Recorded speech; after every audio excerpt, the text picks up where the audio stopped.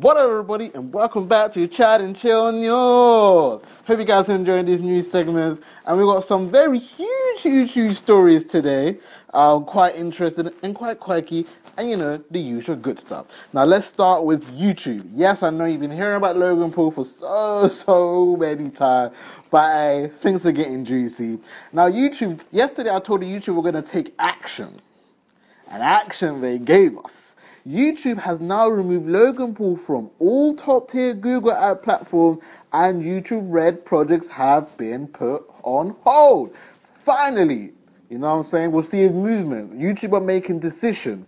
I remember this when it happened to PewDiePie, when he lost his YouTube Red after his situation with the whole, user racial terms and all that stuff. So it's great to see YouTube finally taking action, especially one of their biggest stars. So is this good news?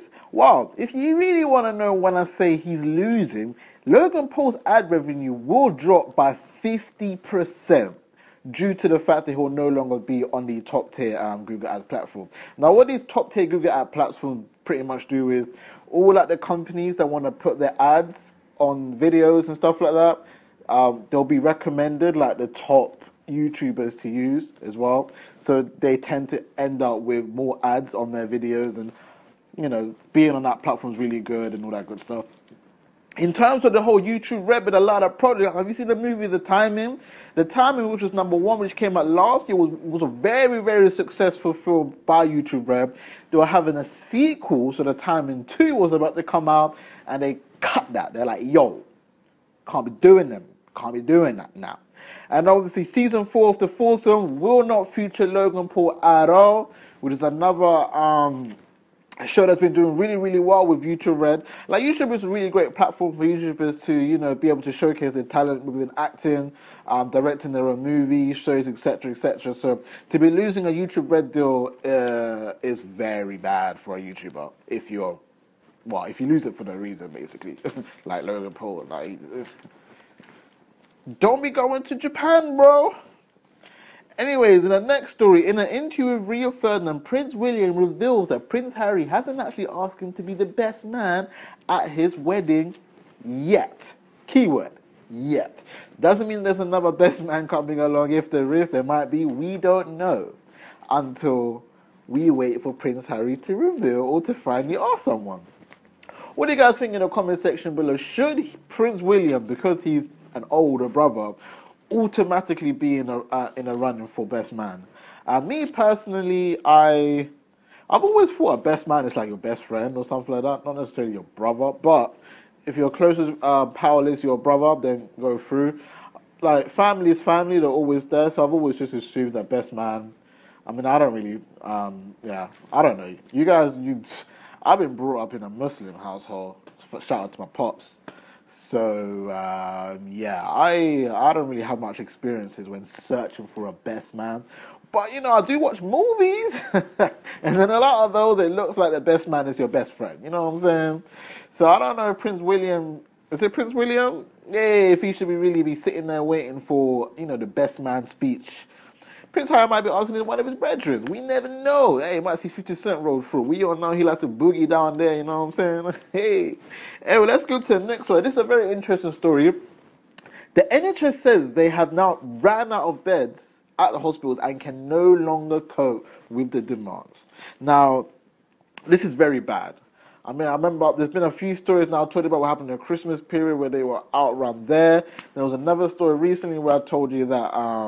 they're going to bring out results to show, death data now. They're going to show us people that they could have potentially helped prevent from dying, but couldn't for some sort of reason.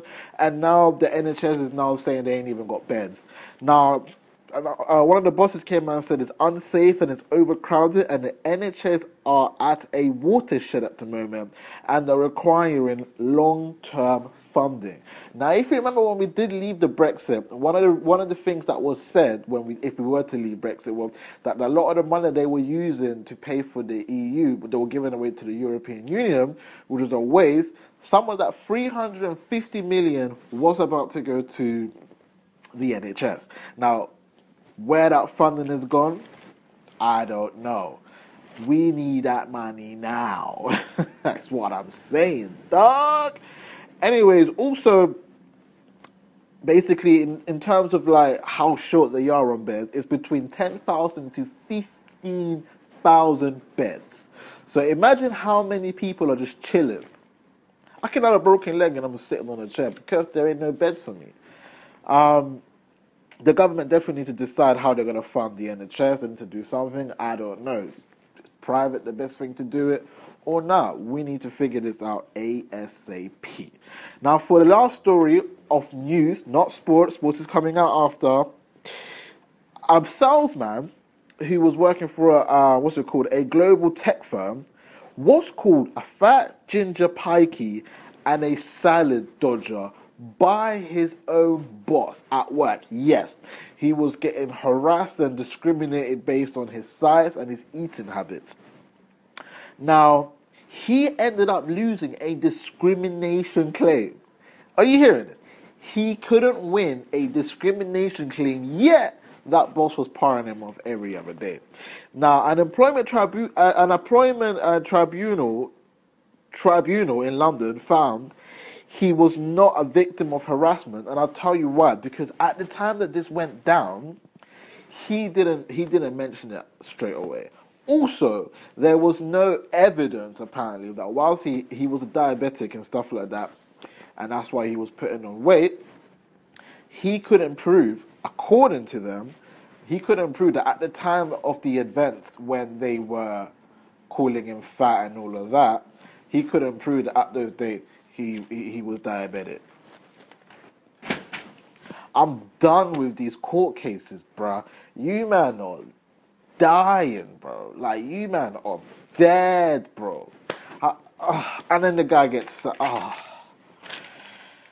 yeah, man. I'm a bit upset about that. So, not trying to make anything out of it, but when, like, all of these if she was a woman... Okay, no, I don't want to come across like that, but I don't know. But if it was a woman that came out 5 years later and said, my man harassed me, we would have all gone crazy. So, I don't know, man. It's just a bit annoying that, like, nah, man, I don't agree with that. Someone that was ever try to call me a fat pikey and what? Well, I can't even be a pikey anyway, I'm joking. But anyway, I don't want to try to hit me up with these body shaming words and... Oh, come on, bro. I don't know, man. This is what I've been saying for time. We just don't care about the man them like that, dog. We need love. We need love. Anyways, man, I hope you guys enjoyed the news. Stay tuned. Stay there. Sports is coming up next. Yeah.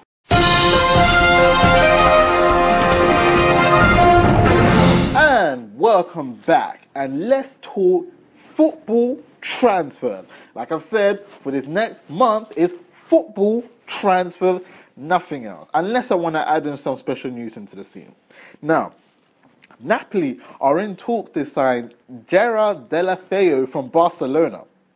Now, they've contacted the agent to see if they can come to some sort of agreement, see if the player wants to move. Now, if you didn't know, he was on loan at Everton and then went to AC Milan, and then Barcelona brought him back just to sell him on and get some profit. It's facts. It's just what you do. I don't know. I feel sorry for Gerard Deulofeu, man. He was a great prospect when he was at Everton. He did really well. Went back to Barcelona. People thought he was going to do well, but he didn't. And went to AC Milan. Like, he's a little bit like Boyan. You know, very good talent, but never really gets to produce that talent. So, interesting to see what happens with Gerard Deulofeu. What do you guys think in the comment section below? Should he go to the Italian league or maybe come back to the Prem? What do you guys think? Maybe someone like Brighton. I think will look good. Barcelona has agreed a 11.8 million euro deal with Yerry Mina from Palmeiras. I don't know. It's a Brazilian team. I ain't gonna try and make it there. But he's about to sign a 5.5-year deal. Barcelona have said everything's gone true. Now, I ain't necessarily seen Yerry Mina play, but on FIFA, he looks good. So comment in the section below what you guys think about that signing. And let's go into the next one. Javier Hernandez, is he going to be on the move this January? Now, we all know, if you remember, David Moyes famously didn't really like playing Javier Hernandez. Well, he got rid of him pretty much. And, yeah, I mean, he still doesn't like Javier Hernandez because he wants to get rid of him already.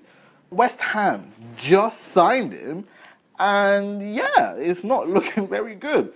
He might be going to the MLS. We never know. MLS are looking interested. West Ham actually looking to recoup pretty much all of the amount, or at least a good 90% of what they paid for him at 16.1 million. You're probably assuming they want at least 15 and above. I didn't do my maths, but I'm just guessing. The Afro Sacco from West Ham to Palace now has been an agreed fee of between 10 to 12 million pounds. Hasn't been publicised yet in terms of what the fee actually is, but between 10 to 12 million pounds. If you're a West Ham fan, if you're a Crystal Palace fan even, do you think Sacco will make a difference to your team? I mean, I know your striker at the moment, Ben Tekers, ain't really being a Ben Teke and ain't really scoring a lot of goals at the moment. So I don't know about Sacco, man. Sacco's one of those players that was good like 2 years ago and it just looks good, but I don't know if he's that good anymore. But hey, West Ham, David Moyes said they got too many strikers, need more defenders. So do your thing, man. Get rid of all your strikers then. Go through. Now, Ian Wright has said if Ozil was to play for Man United, he will be an even better player. Ka-ching! This is what I'm saying, dog. Mr. Ozil, you're not better than Zinedine Zidane, and I don't know why Arsenal sings that song. But come and join us, bro. We need a creative midfielder. Henry Mkhitaryan ain't really doing his thing at the moment. Come through. We will take you. 35 million in January, or we'll take you in the summer for free. It's our Gucci. We want you. Please. What do you guys think? Should Ozil stay at Arsenal or should he leave? If you're an Arsenal fan, what do you think about Mesut Ozil position at the moment? Me personally, Ozil, don't know, leave, come through. We got you. We got you. We got you. Anyway, that's the end of the news. Hope you guys enjoyed this segment. Yes, I am looking kind of fresh today because I'm supposed to be going out. So I have to quickly record this and edit and post it and then leave the house. But anyways, I will see you then for our next video tomorrow. Oh Lord, daily videos, here we come. Hey, hey, hey. I don't wanna waste your time. So girl, don't waste mine. Yeah, you're cute and got a nice smile. Ain't seen nobody like that in a while. You don't wanna mislead me. Yeah, your wifey type of single and happy. Just wanna friend someone's company. And this stuff and